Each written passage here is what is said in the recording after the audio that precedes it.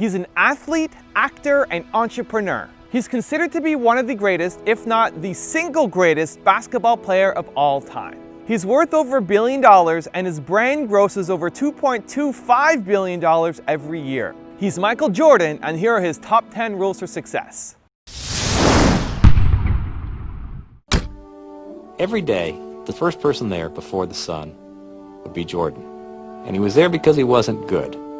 He would work with a batting instructor and work all day long and be the last person to leave every night also. I asked him what it was like for him in the morning. And Jordan said, I get up before the sun comes up and I make myself some breakfast by myself. He was down there alone. And I get in the car and I'm driving to spring training and there's no one really out on the roads yet. And I look at the seat next to me and I see my dad. And I talk to him. I think to myself, Pops, we're doing this. We're doing this together. And the day would end, and he would say to the batting instructor, can we do a little more? I think I'm getting this. I think I'm learning this. I think I'm getting this. And that's when Sports Illustrated put him on the cover, saying that Michael Jordan has embarrassed baseball. And as I would watch him there every night as the sun was going down and the other ball players had left, and I would see this guy working to get better, Michael Jordan working to get better, I couldn't help thinking that if you ever have children, you ought to pray that they grow up someday to embarrass you like this. I played professional basketball for the Chicago Bulls. 32 seconds to go. A 1-point lead for Georgetown. Gordy to Black. The time, 18. Shot, Jordan! Michael Jordan! If I had to trace my evolution, the Michael Jordan evolution, it always had to start back in college, hitting a shot against Georgetown in 1982 when I really didn't know exactly what I was doing. North Carolina has won the 1982 NCAA championship. It awakened a person inside of me to excel, to compete, to excel, to be one of the best or be the best. That drove me. And I guess with that shot, it kind of ignited a fire inside of me that nothing was going to stop me. 100-1 if they score. Jordan down the middle all the way. Jordan to the hoop. Tipped it out to Jordan down the lane all the way. Basket is delivered by Jordan, who has it on the break. Driving all the way in. He's got an unbelievable goal. He's put it in and it counts. I wanted to excel my game and isolate my game from everybody else. That I was more than just, a few-dimensional. Even when it came to Magic Johnson, I mean, Magic Johnson was a crowd pleaser. He was a good offensive player. He was a great motivator. Average defensive player. I wanted to change that. I wanted to take another step. I wanted to do all those things, that could separate me from Magic Johnson. I'm not saying he wasn't great. He still is great, but we're great in our own different way. And that was motivational for me. And to this day, it still is. I've missed more than 9,000 shots in my career. I've lost almost 300 games. 26 times I've been trusted to take the game-winning shot and missed.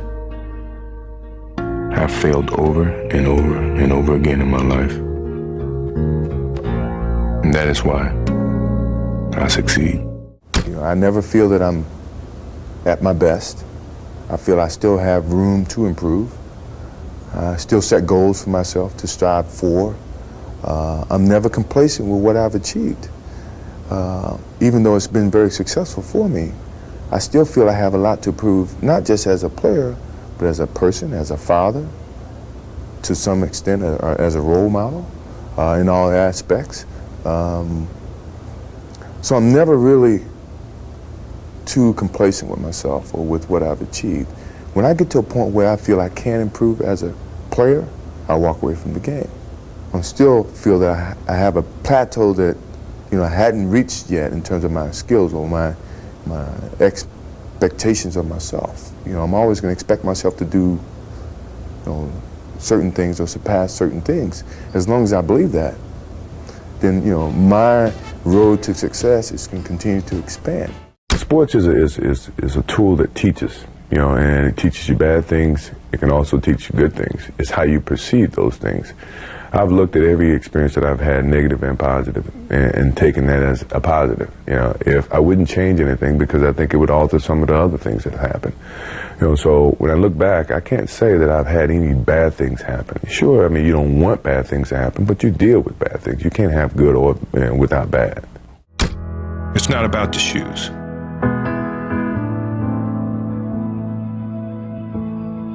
It's about knowing where you're going, not forgetting where you started.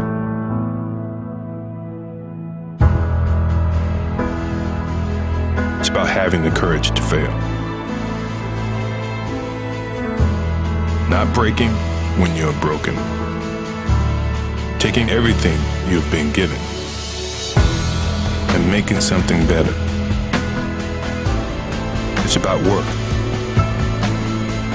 before glory, and what's inside of you is doing what they say you can't. It's not about the shoes. It's about what you do in them. It's about being who you were born to be.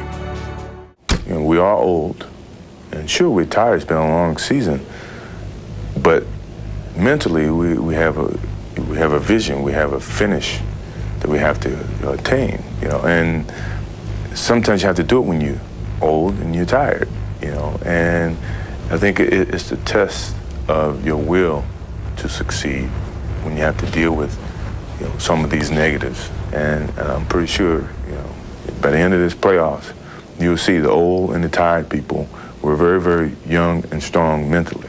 Maybe it's my fault. Maybe I led you to believe it was easy when it wasn't. Maybe I made you think my highlights started at the free throw line and not in the gym. Maybe I made you think that every shot I took was a game winner. That my game was built on flash and not fire. Maybe it's my fault that you didn't see that failure gave me strength, that my pain was my motivation. Maybe I led you to believe that basketball was a God-given gift and not something I worked for every single day of my life. Maybe I destroyed the game. Or maybe you're just making excuses. The Bulls can win it right here. The Bulls can win it. Unbelievable. 13 seconds left. Jordan left side. I practice as if I'm playing in a game. So when the moment comes in the game, it's not new to me. That's the beauty of the game of basketball. That's the reason why you practice. That's the effort. So when you get to that moment, you don't have to think. Instinctively, things happen. Jordan a drive. Hangs, fires, scores! The Bulls lead 87-86. Michael Jordan with 45 points. I think it was a very defining moment of what my career was in Chicago. The Chicago Bulls have won their 6th NBA championship.